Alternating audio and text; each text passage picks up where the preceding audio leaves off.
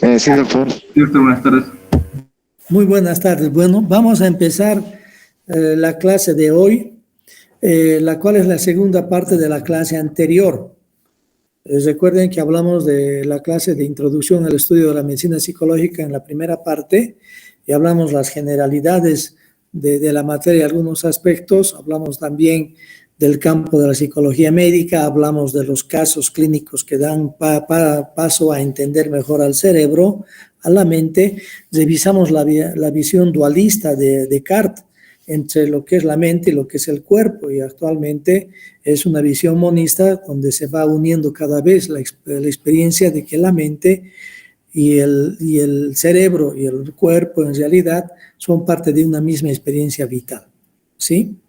Entonces vamos a ir desarrollando el tema en cuestión, y si me alargo un poco, las preguntas me las pueden hacer al tablón que he mandado en este Classroom.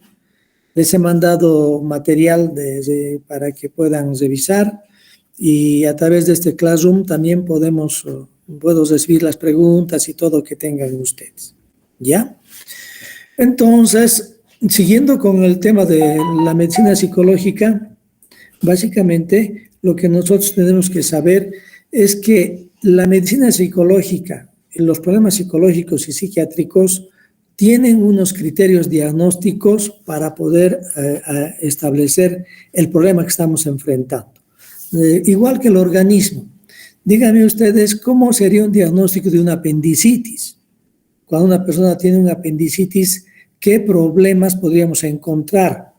Primero, ¿habría una alza térmica?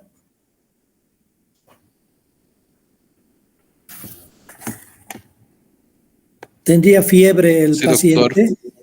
Claro que sí. ¿Tendría el paciente un dolor que aparece en el abdomen, en la parte periumbilical, y luego se va hacia la fosa ilíaca derecha, un dolor agudo que se va instalando? ¿Existe eso? Sí. Sí, doctor. Evidentemente existe ese tipo de molestia. Exactamente, ¿no? En una línea que se hace entre el ombligo y la espina ilíaca anterosuperior, en el techo externo uno toca y es un dolor intenso. Obviamente, también está la maniobra del psoas y todo esto, y tenemos también el laboratorio. Son criterios clínicos que nosotros buscamos a los pacientes para ordenar un diagnóstico. Lo mismo ocurre con los problemas mentales. Los problemas mentales no están en el aire y lo que dice un colega, el otro no puede afirmar. No. En los problemas de salud en general tenemos la experiencia de que existen criterios diagnósticos también para las enfermedades mentales, para los trastornos psíquicos. ¿Ha cambiado la diapositiva? Sí, doctor. Sí, doctor. Muy bien. Entonces, existen textos en los cuales están descritas todas las enfermedades del organismo. El CIE-10 significa la 10ª clasificación internacional de enfermedades mentales o trastornos mentales del comportamiento, abarca no solamente a los problemas del organismo mental, del aparato psíquico, sino a todas las enfermedades del cuerpo. El capítulo F, que es este texto azul que están viendo del CIE-10, se ocupa solo de los trastornos mentales. Ahí están descritos todos los trastornos mentales con sus criterios clínicos. Por ejemplo, yo tengo que diferenciar lo que es una depresión de lo que es una tristeza. Si una persona está triste porque las cosas no han salido bien, se siente desganado, yo tendré que darme cuenta si eso es solamente tristeza o está hablando de un problema ya psicológico, psiquiátrico, que sería un trastorno. En este caso sería un trastorno depresivo. En este texto del CIE-10, en el capítulo F de enfermedades mentales, porque el G es de enfermedades neurológicas, el E sería de endocrinas, aquí el capítulo F, el CIE-10F es de los trastornos mentales, yo tendré que contar ciertos criterios. Por ejemplo, debe haber 2 semanas de evolución. Cuando una persona llega muy triste, decaída anímicamente al consultorio, 1 o 2 días, yo le puedo evaluar y brindar una segunda entrevista en pocos días, tratando de llenar el criterio del tiempo. Entonces, el tiempo para determinar un trastorno depresivo son 2 semanas como primer criterio clínico. El segundo es que el ánimo tiene que estar bajo, decaído, triste, casi todos los días, la mayor parte del día. Es un segundo criterio. Es igualito que examinar el cuerpo. ¿No ve? Estoy encontrando criterios, en este caso objetivos, y yo en la entrevista intento tener criterios objetivos del problema psíquico depresivo. El tercer criterio puede ser cómo está el sueño. Normalmente en un trastorno depresivo el sueño se altera, tienen dificultades para empezar a dormir, o lo que es peor, despiertan en las primeras horas de la madrugada, 5 de la mañana, 4:30, 5, y no pueden volver a dormir. Entonces las alteraciones del sueño están pendientes. ¿Qué estoy haciendo yo? Estoy viendo los criterios diagnósticos. Otro criterio diagnóstico que debe estar presente es las alteraciones del apetito. Las personas con problemas depresivos dejan de comer, pierden el apetito. Me dicen que sienten que todo sabe como a cartón, como a papel. No tienen gusto por las cosas.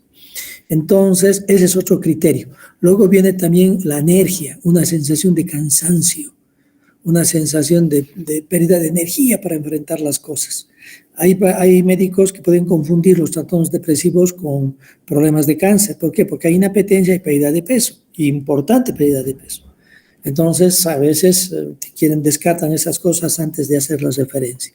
También está en los criterios clínicos diagnósticos, básicamente está la anedonia, la pérdida de capacidad de reaccionar placenteramente a las cosas. Ya nada les llama la atención. Ustedes que les gusta leer, que les gusta hacer deporte, que les gusta salir a una fiesta, a una reunión, se pierde el interés para todo eso. No le interesa uno nada, prefiere quedarse en su casa, no levantarse de cama. Entonces hay una pérdida de placer por las cosas. Luego empiezan las ideas negativas, depresivas, de que todo está mal, nada tiene sentido, y pueden aparecer ideas suicidas. Entonces, entre los problemas de todas las enfermedades mentales, cada patología tiene criterios diagnósticos. La más difundida es el CIE-10, que es de la Organización Mundial de la Salud, y los americanos tienen el DSM-5, Manual Diagnóstico y Estadístico de los Trastornos Mentales. Este es el que manejan los americanos. Estos dos textos están hablando de nosología psiquiátrica y de sistemas internacionales de clasificación. El CIE-10 está presente en todo el mundo, y el DSM-5 en Estados Unidos, países de habla inglesa, y también nosotros, que nos sirve mucho como un esquema didáctico, DSM-5, ¿ya? Entonces, de esa manera, hablamos un mismo lenguaje todos los especialistas que nos formamos en diferentes partes del mundo. Muy bien. Una de las cosas más importantes dentro de la aproximación biopsicosocial de lo que es la psicología médica, la medicina psicológica en función de los trastornos, es que en este eje del DSM-5 y sobre todo el DSM-4, el anterior de unos 6 años atrás, este DSM-4-TR, existen 5 ejes para calificar, para diagnosticar a un paciente. Miren, esto es importante. Esto es importante porque nosotros podemos tener un paciente que tiene un problema psíquico y también tiene un problema médico, o que tiene un problema psíquico y nosotros solamente diagnosticamos eso y hacemos a un lado el cuadro médico, físico, o a la inversa. Entonces, para evitar que el médico, el clínico agarre y haga un diagnóstico solo de un área, o se confunde en ese sentido, nosotros, según la clasificación del DSM-4-TR, pedimos que se trabaje en esos 5 ejes. Antes de explicarles cada uno de los ejes, les voy a dar un criterio, un caso clínico, para que puedan ustedes ubicarse en importancia de este tema de clasificación. Sucede de que es una paciente que tiene unos 58 años de edad y que ha llegado a la clínica con un ataque de pánico. Ha llegado a la clínica con una sensación de falta de aire, una sensación de palpitaciones, sudoración de manos, tiene como vacío en el estómago, tiene ideas de que le va a ocurrir algo grave, que se va a morir. Entonces llega a emergencia en una crisis realmente de angustia y desesperación. Llega así, inmediatamente el médico la observa, le empieza a examinar y todo eso, no encuentra mayor alteración, una taquicardia, no más de 110, 115, le hace el electrocardiograma y simplemente tiene una taquicardia sinusal. no tiene ninguna otra alteración, la presión arterial está normal. Entonces el médico dice, no es un ferocromocitoma, no es una alteración de las suprarrenales. Esto porque no hay crisis hipertensiva. Está con taquicardia, pero la presión está normal. Y la persona está desesperada pensando que se va a morir. Entonces el médico, después de examinar, hace el diagnóstico de que se trata de un trastorno de angustia, ataque de pánico, le da una benzodiazepina y el paciente se tranquiliza. O la paciente, en este caso la señora, se tranquiliza, empieza a respirar mejor, todo eso. El médico también la tranquiliza con su actitud, con su forma de entrevistarla y todo eso. Y la paciente pregunta, ¿y qué es lo que tengo?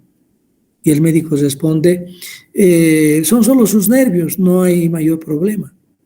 Inmediatamente la paciente dice, solo mis nervios, y sentía que me iba a morir, pero evidentemente se siente mejor. Después se va a su casa y a la semana otra vez vuelve a emergencias de la clínica, sintiéndolo, todos los síntomas están presentes, llenando criterios de un trastorno de pánico. Entonces el sistema médico dice, no, hay que mandarla a psiquiatría, porque este es un problema que no lo vamos a resolver nosotros simplemente con este tipo de actitud y de tranquilizantes. Me envían a la paciente al consultorio, yo la veo y diagnostico el problema. Entonces el tratamiento para esto es tratar de buscar el origen, la causa, qué tipo de estrés, qué tipo de eventos, con qué está relacionado, vamos abordando esto, pero al mismo tiempo damos un tratamiento farmacológico para cortar de raíz esto. Se utilizan antidepresivos y se utilizan benzodiazepinas. Estos dos medicamentos combinados recién logran controlar el cuadro permanentemente, pero no le damos, hoy día va a tomar, no, le damos con horario, le damos con una frecuencia, le damos por un tiempo prolongado, de tal manera que controlamos totalmente el cuadro desde la primera semana y no vuelve a ocurrir hasta que se cumplan 6-7 meses de tratamiento. ¿Me siguen hasta acá? ¿Me siguen hasta acá la explicación? Sí, doctor. Perfecto. Entonces, la situación que se plantea es que el paciente está muy bien, está muy estable y todo esto. Después de unos 5 o 6 meses de tratamiento continuo y medicamentos, pero ya a los 3 meses ya le he quitado las benzodiazepinas, solamente saco antidepresivos. Después de los 6 o 7 meses veo que ya no ha vuelto a tener crisis casi 5 meses, no ha vuelto a haber ataques, le empiezo a quitar la medicación y después ya está sin medicación. Muy bien. Quiere el azar, quiere la suerte, que después de estar casi 7, 8 meses asintomática, de repente, ya sin tratamiento, yo le he dado de alta después de varios meses, de repente vuelve a presentar los mismos síntomas y vuelve a la clínica, que es la clínica de su confianza y está cerca de su casa. Vuelve nuevamente en una situación de angustia, de desesperación, siente que le falta el aire y todo eso. Entonces el médico que está de guardia justamente es el que me la ha referido. La ve y dice, esta paciente es una paciente psiquiátrica, pónganle un diazepam, aplíquenle un diazepam. Entonces agarran, le empiezan a aplicar un diazepam intravenoso y de repente la paciente empieza a tener serias dificultades para respirar, empieza a entrar una de pozo, empieza a tener dificultad. El médico entonces se preocupa, el médico dice, algo está pasando, empieza a aparecer cianosis, cianosis distal, peribucal, empieza a aparecer eso y la paciente dice, me estoy asfixiando, no puedo respirar. Le toman saturación y le está saturando 70. Entran en pánico, oxígeno, todo, y de repente el médico dice, algo está sucediendo en ese sentido. A ver, rápidamente traigan la portátil, radiografía, sacan radiografía, ¿y qué encuentran? Encuentran un tumor en la pleura. Encuentran un desame pleural por un tumor que hay en la pleura.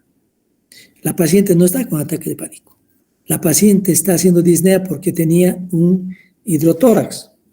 La paciente tiene un desame pleural importante que está prácticamente aplastando todo el lóbulo de uno de los lóbulos pulmonares. En ese momento el médico se agarra la cabeza y dice, ¿qué he hecho? Una iatrogenia. A una paciente con grandes dificultades respiratorias porque tiene un desame pleural, está teniendo problemas porque está respirando solamente con un solo pulmón, encima yo le doy una benzodiazepina que es muy, muy relajante, que agarra y que evita que los intercostales ayuden y solo está respirando con el diafragma. Entonces, esa es una alteración que realmente la paciente se sintió muy mal y me decía que era una sensación de muerte, que no era como si tuviera una almohada en mi cara y que me estuvieran apretando doco. Así era la sensación. ¿Qué ha pasado aquí? Que el médico directamente se ha saltado varios pasos y no ha hecho una evaluación adecuada y ha dado por hecho que era un problema psiquiátrico, solo psiquiátrico, y no era así, era un problema médico. En ese contexto, entonces, cuando hablamos de la clasificación en los 5 ejes, nosotros pedimos que el alumno vaya empezando a ejercitar su trabajo clínico en decir, muy bien, en el eje 1, ¿qué hay en el eje 1? Son los trastornos clínicos psicológicos psiquiátricos. Ahí va el diagnóstico del problema psicológico o psiquiátrico. ¿Qué tiene este paciente? Este paciente tiene un problema de consumo de alcohol. Es un paciente que bebe de esta manera. Entonces dice en el eje 1 el trastorno psiquiátrico. Será síndrome de dependencia al alcohol. Muy bien. En el eje 2 se pone el trastorno de personalidad que puede tener el paciente o retraso mental, en este caso discapacidad intelectual. Entonces se analiza y se habla con el paciente, se conversa y se ve si realmente tiene una personalidad problemática tipo paranoide, histriónica o antisocial o límite o narcisista, en fin, uno puede darse cuenta hablando con el paciente, haciendo algunas preguntas, conversando, si tiene un trastorno de personalidad o si simplemente rasgos. Entonces, en el eje 2 se habla de trastorno de personalidad. Ahora bien, el estudiante y el médico avesado empieza a decir, muy bien, en el eje 3, ¿qué tendrá? Es un paciente que viene porque tiene un problema psiquiátrico, dependencia al alcohol, pero en el eje 3 dice enfermedades médicas. Significa qué diagnóstico médico puede tener. Entonces yo digo, bueno, examinaré bien abdomen, a ver, de repente veo un poco de circulación colateral, veo que el abdomen, que el hígado está un poco crecido y digo, ah caramba, este paciente tiene una hepatopatía alcohólica. Entonces en el eje 3 pondré trastorno, hepatopatía alcohólica, se solicitan laboratorios para confirmación, en fin. Y si ustedes observan, en el eje clínico, en el eje 1, trastornos clínicos son los trastornos psicológicos psiquiátricos. En el eje 2, trastorno de personalidad. En el eje 3, el problema médico. Si este médico hubiera pensado en los 5 ejes, llegaba al paciente, este es paciente del Durandal, ¿qué tiene en el eje 1?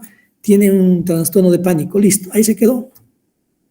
Si hubiese agarrado y hubiera dicho, bueno, en el eje 3 tendrá alguna cosa, es paciente psiquiátrica, pero en el eje 3 tendrá alguna cosa, hubiera agarrado, ponerse el estetoscopio y a auscultar, hubiera encontrado entonces silencio, no ausencia de murmullo vesicular en el área del pulmón colapsado. Simplemente con eso ya hubiera hecho, después hubiera estado mate, no hubiera habido sonoridad y todas las cosas que ustedes van a ver en semiología. Entonces en el eje 3 obligamos al estudiante de que no solamente se quede con el trastorno clínico psicológico psiquiátrico, sino que vaya ahondando preguntándose si no es un problema médico más que tiene el paciente. Entonces, como ven, está yendo a una visión más integral. En el eje 4, los problemas psicosociales. Eso significa el nivel de estrés que tiene el paciente, los problemas económicos, los problemas sociales, si hay rompimiento de parejas, si le está yendo mal en los negocios, ha perdido mucho dinero, en fin, eso es lo que se ve en el eje 4, la cantidad de estrés que tiene. Y en el eje 5, la evaluación de la actividad global, que es una escala que califica el funcionamiento de las personas, de 100 a casi a 20. 100 somos nosotros, espero. 100 sería una persona empática, una persona que hace su trabajo, una persona que se lleva bien con sus compañeros, una persona que colabora en las actividades a los demás, que tiene un hobby sano y que se lleva muy bien con sus familiares. O sea, lo que todos quisiéramos, estar en 100. Entonces, en el eje 5, el 100 es el sujeto que funciona por encima del promedio. Mire, nosotros no creo que estemos en 100 en general, yo espero que estemos en 100, pero en la realidad manejamos 80, 90, tenemos preocupaciones, ya tenemos que dar un examen y estamos un poquito pendientes de eso, tenemos un familiar que está pasando por alguna cosa así. Entonces tenemos cosas que hacen que nuestro nivel del 100 se maneje un poquito más abajo. Es lo normal, es lo normal. ¿No ve? A veces tenemos malentendidos con un compañero, discutimos, que no debería haber un nivel 100. En un nivel 100 las relaciones son muy adecuadas. Entonces aquí estaríamos en el 80 y todo eso. Pero en el 20 estaría una persona que está hospitalizada, que está varios meses recluido en un psiquiátrico, que no tiene capacidad para vivir independientemente. Por ejemplo, un paciente con un serio problema de consumo de alcohol, que ha estado ya tratado por todos, continuamente se cae, o un paciente que tenga una psicosis en el cual se confunde la realidad con la fantasía. Todo esto entonces es algo que vemos, que hacemos en esta calificación. Entonces esta calificación es muy importante y la recuperamos del DSM, sobre todo del DSM-TR, cuarta edición. Y de esta manera tenemos esto lo vamos a ver mucho en práctica y lo vamos a revisar y vamos a hacer ejercicios por esta calificación. Y esto es parte de lo que vamos a ver. Siguiendo con esto, uno de los aspectos más importantes es el examen mental que realizamos en los pacientes. En toda historia clínica con un componente médico-psicológico tiene que haber un examen mental. No puede haber en una historia clínica un acápite que diga examen físico y no lo hagan. En el examen mental, en la historia clínica con componente psicológico, el examen mental es lo mismo, el examen físico, pero del aparato psíquico. El examen mental empieza con la observación, igual que la semiología física. El profesor abre la puerta y ahí está el paciente y dice, diagnóstico. Y uno dice, hepatitis, dice uno. ¿Por qué? Porque el paciente está amarillo como patito, ¿no? Entonces, lo primero que uno hace es la observación. Igualito, en el examen mental, nosotros observamos al paciente, observamos su aspecto, sobre la presentación que tiene, la forma en que se acerca a nosotros, la forma en que nos saluda, cómo está vestido, las actitudes que tiene, si los movimientos tienen sentido, son movimientos sin sentido, la forma en la cual se va a sentar, la expresión de sus rostros, si es acorde con lo que está hablando. Entonces, nosotros con la observación empezamos a darnos cuenta de lo que está sucediendo. Por ejemplo, un paciente que llegue y que nos diga que desde ayer está bebiendo y todo, nosotros lo vemos y vemos que el cuello de la camisa está sucio, la ropa está muy arrugada y todo eso, no sabemos que este paciente no está bebiendo desde ayer. Este paciente tiene un descuido en su aseo, probablemente ha estado 2 o 3 días bebiendo, no se cambió de ropa y por ese motivo llega en esa condición. Otro paciente que ingresa y de repente se para en la puerta del consultorio, ¿no? Mira así a los alumnos y dice, doctor, ¿podemos hablar a solas? ¿Pueden salir? En ese momento yo digo, esa actitud, esa mirada, ese escaneo que ha hecho de todos puede hablar de un trastorno de personalidad, en este caso paranoide. ¿Por qué? Porque está teniendo una actitud suspicaz. Y puede entonces esa observación darnos mucha información de esa manera. En el área de la psicología médica, es muy importante ver al paciente desde la puerta, abrir y ver cómo está en la sala de espera. Hay pacientes que están sentados, moviéndose, o están musitando algo, y de repente se dan cuenta que lo están mirando y hacen una actitud de control de los síntomas. Y entran de una manera adecuada, pausada y tranquila a la consulta, pero ya nosotros tuvimos una información de lo que puede estar pasando e información que puede estar escondida. Obviamente el nivel de conciencia, la conciencia, ¿verdad? Si el paciente está vigil, somnoliento, tiene estupor, obviamente si está en coma lo vamos a estar viendo dentro de una interconsulta intrahospitalaria. Es muy importante esto. Para nosotros la conciencia tiene 2 niveles. Un nivel es el de percatarse, de darse cuenta de que uno sea consciente de sus pensamientos y actitudes del mundo externo, pero también la conciencia es vigilia, estar despierto, estar en contacto con el entorno. Si uno está con algún medicamento y le produce somnolencia, su capacidad de conciencia está disminuida, porque no está totalmente vigil.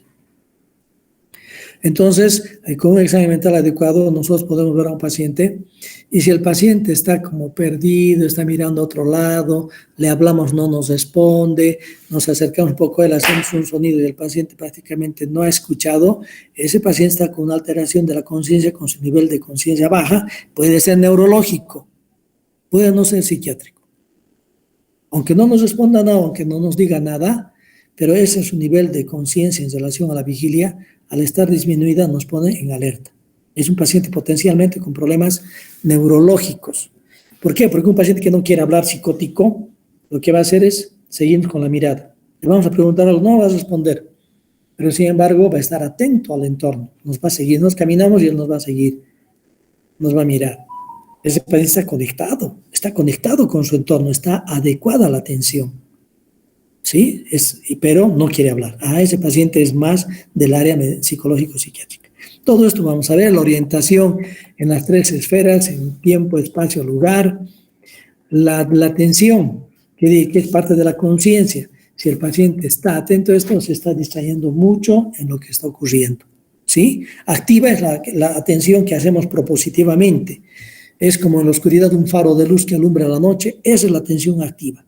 Y la pasiva es todo el cielo estrellado que vemos, todo lo que ocurre y que llega a nosotros sin que podamos hacer eso. El ruido de la gente, pasa un auto por la calle, alguien cierra una puerta, eso es pasivo, eso llega también a nosotros. Pero nosotros no nos distraemos, estamos con la atención activa en la atención de la clase. Las memorias remotas, recientes, de fijación, de trabajo, en fin, el lenguaje, si es apropiado, si es coherente, si es lento, si es tenso, si es acelerado, esa relación que decía entre lo que observamos, el discurso, la forma de hablar, el pensamiento, cómo construye y qué alteraciones del pensamiento tiene, alteraciones del curso, un pensamiento disgregado, incoherente, muy prolijo, que haya bloqueos, perseveración, tangencialidad y todo eso. Un pensamiento muy disgregado en su curso está hablando de un pensamiento, de un discurso incoherente. Por ejemplo, ahí me estoy dilatando mucho, pero, por ejemplo, aquí hay unas palabras escritas por un paciente. Este paciente tiene serios problemas en la asociación de las ideas, en la relación entre las ideas y las palabras. Entonces, el pensamiento está disgregado y el lenguaje va a ser incoherente. ¿Y cómo es un lenguaje incoherente? ¿Qué ha escrito él? Dice esto. Corazón de oro de día, oración de cara opuesta de noche, de día al viento, por favor, dame tiempo para comprar el más venéreo cardiomaquillaje de cabello y rostro muy largo de vida en mí, y voz de Jesús en vida sana y cariño al ganador hombre gay. Si ustedes observan y escuchan este discurso, está totalmente desconectado. No hay una oración hilada adecuadamente para hacer eso. Entonces, eso se realiza. Este es el libro de un paciente psicótico que se cree escritor y como tiene mucho dinero, sus papás le han obsequiado una tirada de unos 1000 ejemplares o 500 ejemplares. ¡Wow! 2000 ejemplares. Este es mexicano, es un paciente mexicano. En Bolivia hacer una tirada de 1000 libros es harto. Y él tiene 2000. Bueno, hacer 5000, 10,000 es algo en ciudades grandes como México y Buenos Aires. ¿Qué dice acá? Vamos a ver. Dice, con celos no se comparte la realidad a menos que sea una competencia en bien del ente, conglomerado, población, país, zona, continente, pues en ocasiones se eliminan valores y de colaboración y productividad, que es nuestra capacidad para realizarse uno mismo. ¿No? Entonces, no hay hilación. Está un poco más estructurado este sujeto que este otro paciente, porque ya tiene muchos años de tratamiento, todo, y es cuando estás recién llegando al hospital, ¿no? Entonces, todo esto vamos a ver. También en el examen mental que vamos a desarrollar a lo largo del año, está el contenido del pensamiento con sus alteraciones como ideas delirantes, sobrevaloradas, ideas obsesivas, en fin. ¿Sí? Las alteraciones de la sensopercepción, las ilusiones, ver donde hay un objeto, verlo distorsionado. Llegan ustedes a su cuarto y ven una persona que está agazapada en un rincón de la habitación, encienden la luz bien y es solamente la silla con su guardapolvo, con su maletín encima, parecería una persona, es ilusión. Y alucinación es ver donde no hay nada. El paciente está conversando con alguien imaginario, escucha, responde y todo eso.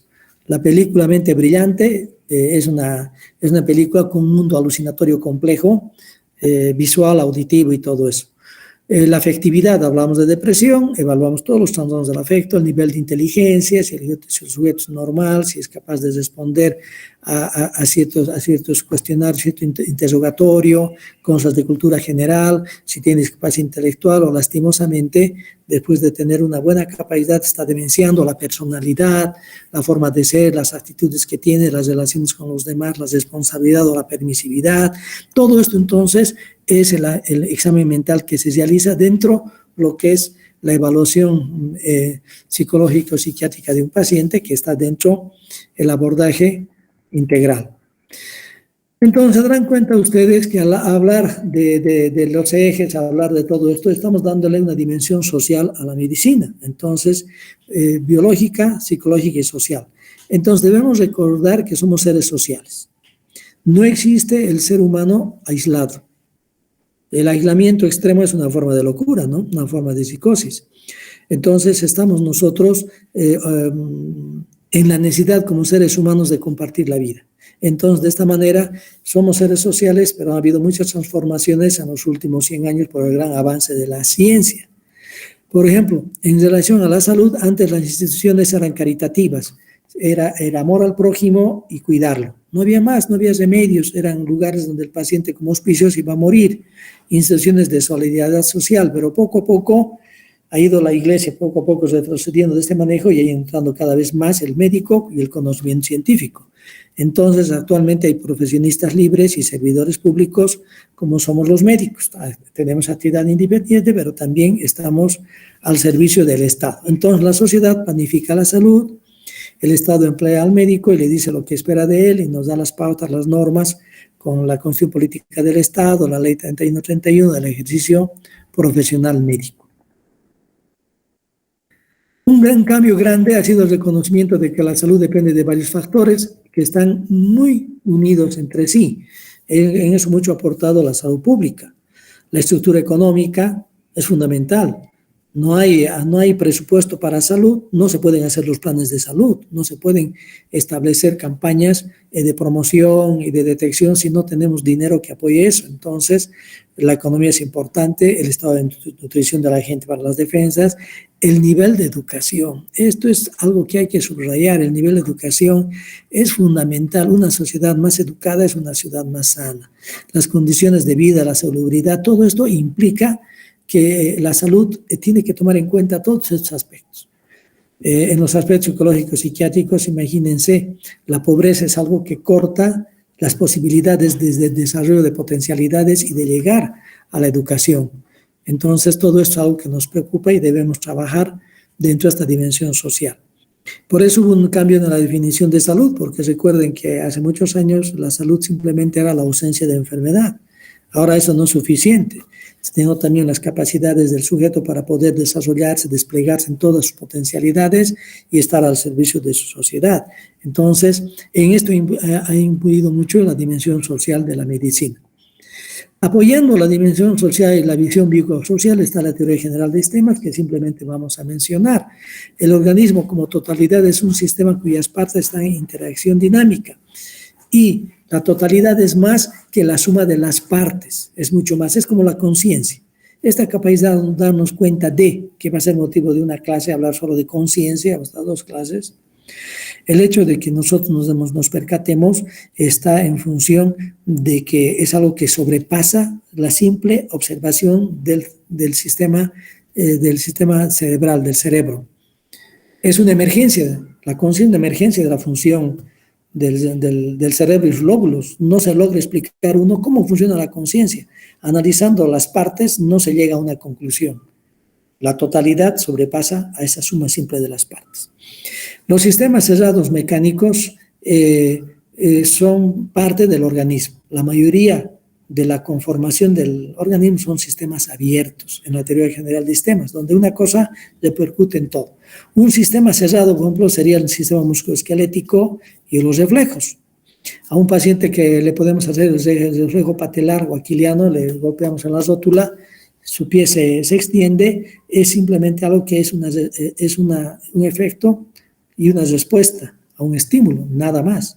En cambio, el organismo más complejo ya visto, la mente y todo, son sistemas abiertos, son los sistemas biológicos. como la regulación de la temperatura de la respiración. Recuerden ustedes que la respiración se va a basar en la retroalimentación que tenga el centro ventilatorio, el centro respiratorio del bulbo, de acuerdo a la concentración de CO2. Entonces hay una retroalimentación, por lo tanto aumentará.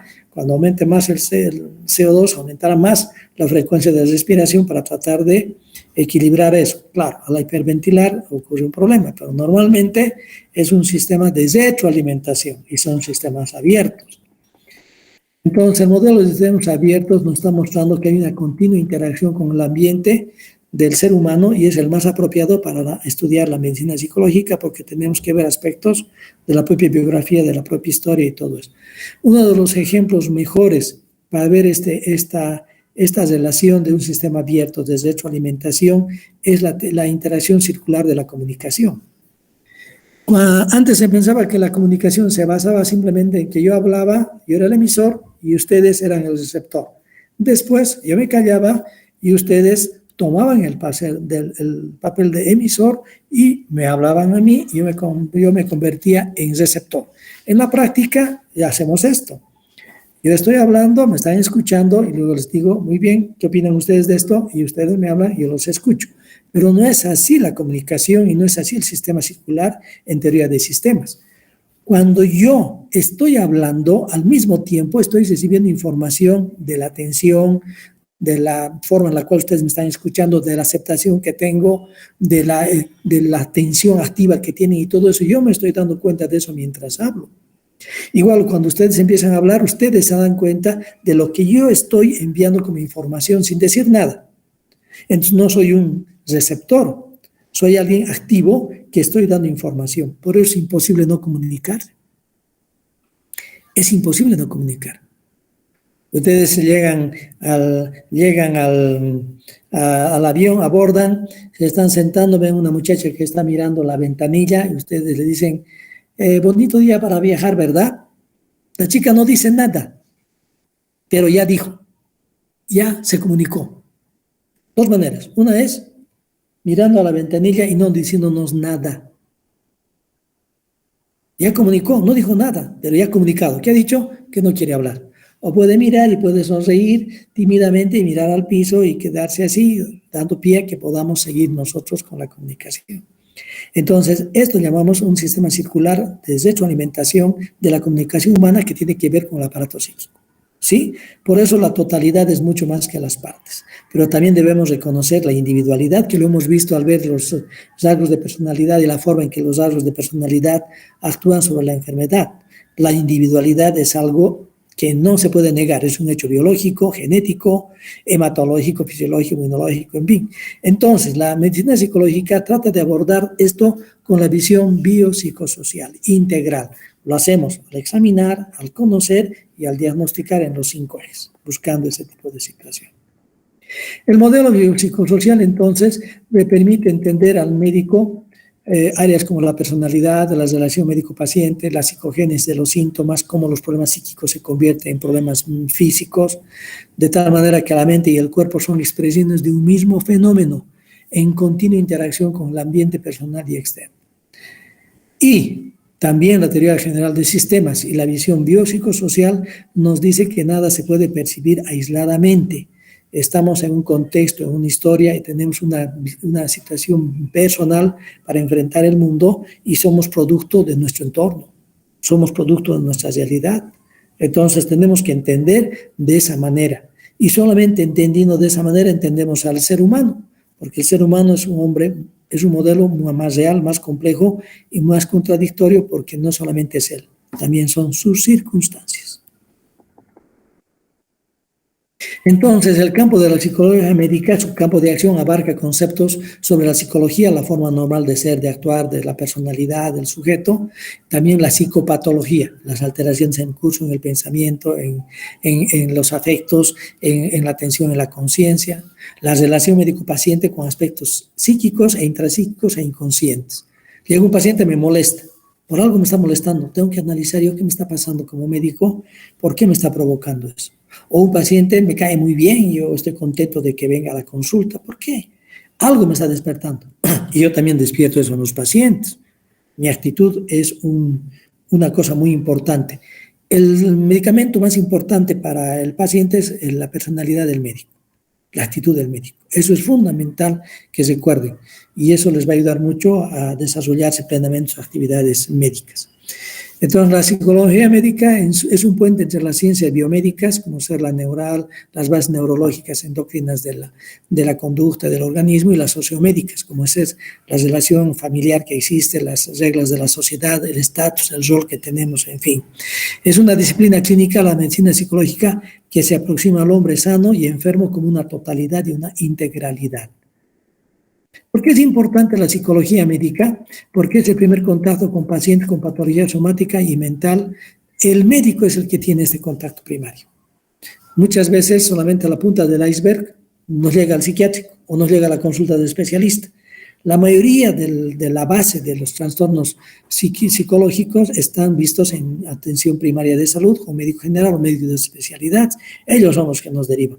Entonces, es muy importante para todos ustedes conocer lo que es la medicina psicológica, que luego en psiquiatría complementarán con la parte clínica. Por ello, ustedes deben tener destrezas para manejar los conceptos psicológicos, así como manejan el morfológico y el funcional. Y también señalar que el contacto diario con los aspectos psicológicos del paciente hacen la relación más profunda y comprensiva. Recordar que no hay enfermedad si no hay enfermos. Hay una persona que está sufriendo y es un sujeto que requiere todo nuestro apoyo y toda nuestra consideración. Obviamente no vamos a buscar que sean expertos en medicina psicológica, ¿verdad? No, pero es relevante para comprender y manejar en la clínica los problemas inherentes a la salud, a las enfermedades, a cómo el paciente acepta su enfermedad, reniega de ella, se deprime y los problemas inherentes a esto. Recordar que los enfermos con problemas psicológicos psiquiátricos son alrededor del 40% de los que acuden a consultas de primer nivel, de cada 10, 4. Entonces, ustedes ven 10 pacientes, habrá que preguntarse cuál es el eje 1 de esos 4 pacientes. De esos 10 que vean, en 4 pueden encontrar problemas. Y eso es harto para el problema que nosotros abordamos. Y recordar lo que ya les dije, me adelanté a esto, la personalidad del médico como un instrumento terapéutico invaluable. Invaluable. El paciente que se siente seguro con su médico, que se siente confiado, está ya teniendo una esperanza, está teniendo una seguridad. Basta nuestra presencia. Dígame, ¿qué lugar más seguro puede haber que al lado de un médico? Si a uno le ocurre algo, ahí está el médico, a ver, vamos a resolver. Diferente que esté lejos, a 100 kilómetros de la ciudad, que le ocurre algo, no hay un médico cerca. ¿Qué pasa? ¿Me está dando un infarto? Es decir, el médico se presenta eso. Yo estoy aquí, te protejo, te cuido, te resuelvo el problema. Entonces, esa personalidad es importante, la forma, la conducta, todo del médico, ¿no? El médico debe dar, no solamente debe estar preparado para dar seguridad. Ya terminando la presentación, podríamos decir que la relación médico-paciente en la actualidad, ¿cómo está? Y muchos dicen que es una relación en crisis, porque la tecnificación extrema ha podido llevar a que haya una mayor distancia con el paciente y que yo al paciente no lo aborde ni le dé el tiempo necesario. En vez de analizar por qué le duele tanto la cabeza al EREPS, una tomografía. ¿No? Le va a costar 1.400 bolivianos, bueno, pero que se haga, ¿no? No. Entonces, este es un problema.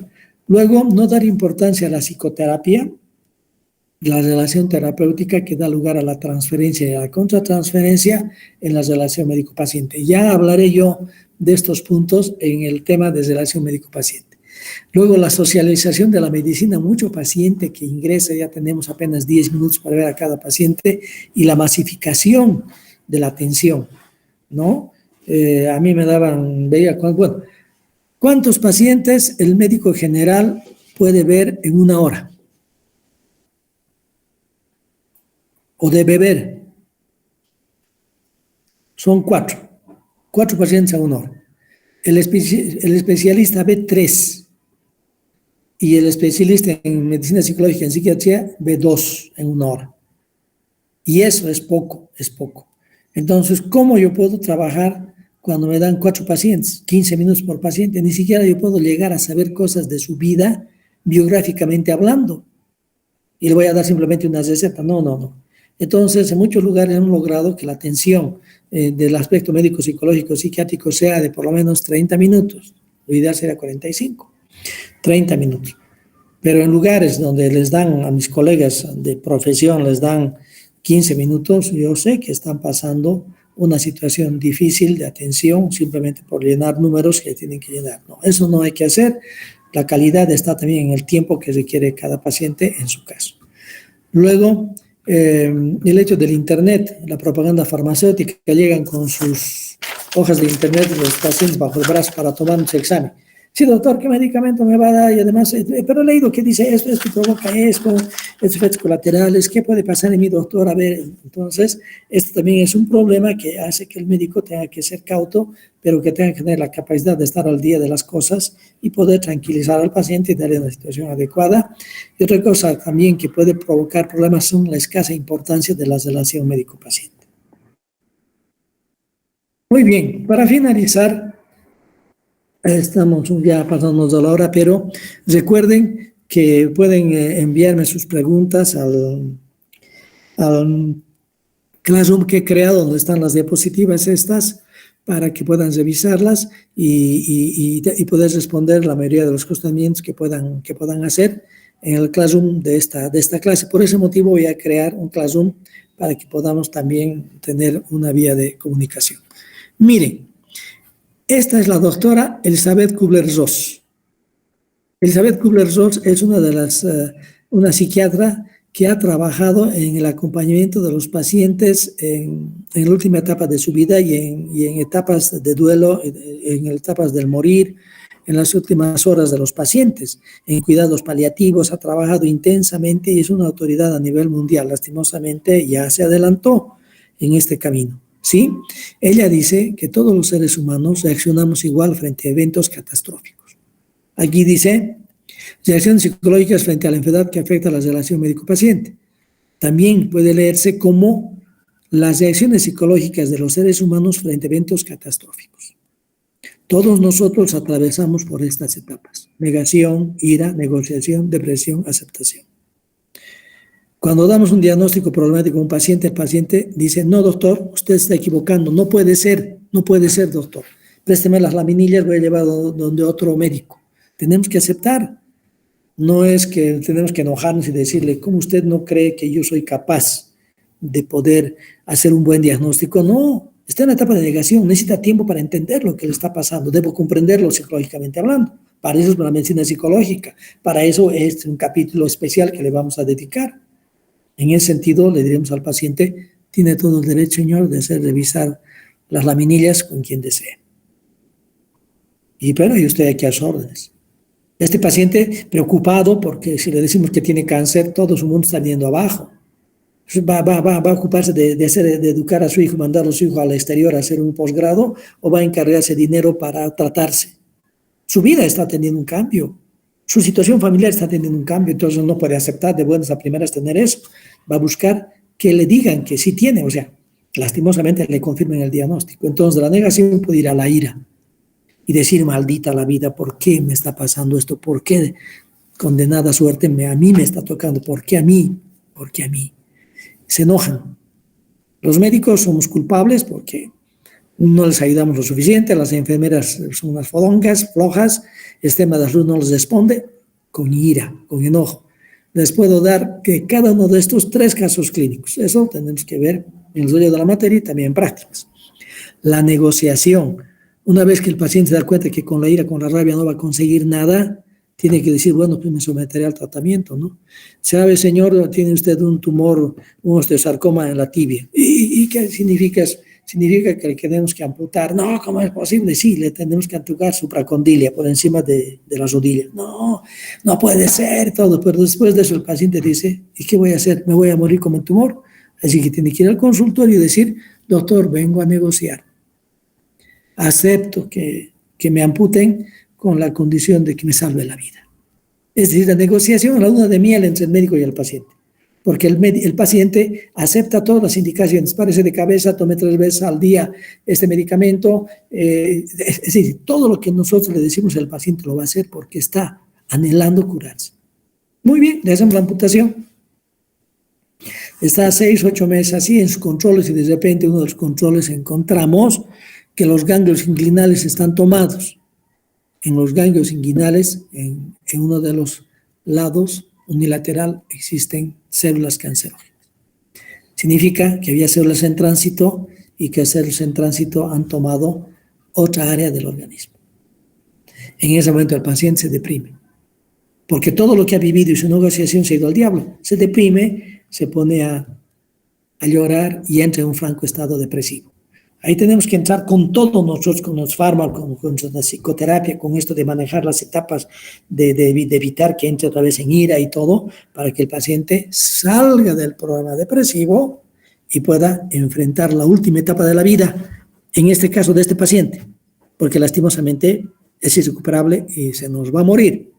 Entonces tenemos que trabajar en la aceptación, en el hecho de que este paciente acepte la última etapa de su vida y muera de manera digna. Y le demos la mayor calidad de vida por los años que le quedan. Ay, por los años que le quedan, Dios mío, si es un cáncer tan agresivo y todo eso, son por las semanas o los meses que le quedan. Esto es lo que nosotros también vamos a desarrollar y de esta manera vamos a ir cerrando lo que es el tema de la introducción al estudio de la medicina psicológica y todas las unidades en general que se han dado. Yo los invitaré a la siguiente unidad, que será la relación médico-paciente. Y de esta manera vamos a hacer eso. El último aspecto que quisiera mencionar es este. Estamos hablando de los eventos catastróficos en la vida y estamos hablando de que hay una serie de procesos para manejar una calidad de vida. Tenemos nosotros que aprender, pese a vuestra juventud, de que cada momento es único y cada momento es el primero. También podría ser el último. Entonces hay que vivir de una manera adecuada cada día, cada momento, en consideración con los seres que quieren. Tengan tiempo para hablar con la mamá, con el papá, decirles que los quieren, con los hermanos no se peleen, con los compañeros no tengan malas relaciones. ¿Por qué? Porque cada día es único y cada día es el único. Es un momento mágico en el que estamos reunidos y estamos compartiendo la vida. Yo espero que todos nosotros lo vamos a encontrar al fin de año, todos. En el COVID ha sido una experiencia devastadora, hemos tenido docentes, colegas, alumnos. Yo creo que tenemos que ser conscientes de que cada día es único, cada día es maravilloso y cada día hay que vivir intensamente. Vivir bien, de manera digna y muy humana. Bueno, muchas gracias por su atención. La clase es a las 5:30, no es a las 5 en punto, a las 5:30. Yo les agradezco la preocupación y todo eso, pero yo estoy pendiente con ustedes de que estemos reunidos y compartiendo esto. Por favor, sus preguntas, súbanlas al Classroom, las preguntas que tengan, revisen el Classroom, ahí estoy mandando material, las diapositivas para que las revisen y estamos entonces viéndonos la siguiente semana. Un abrazo para todos, gracias por vuestra paciencia. Hasta luego, muy buenas noches. Hasta luego. Hasta luego, saludos. Hasta luego chicos. Hasta luego, alumnas, alumnos.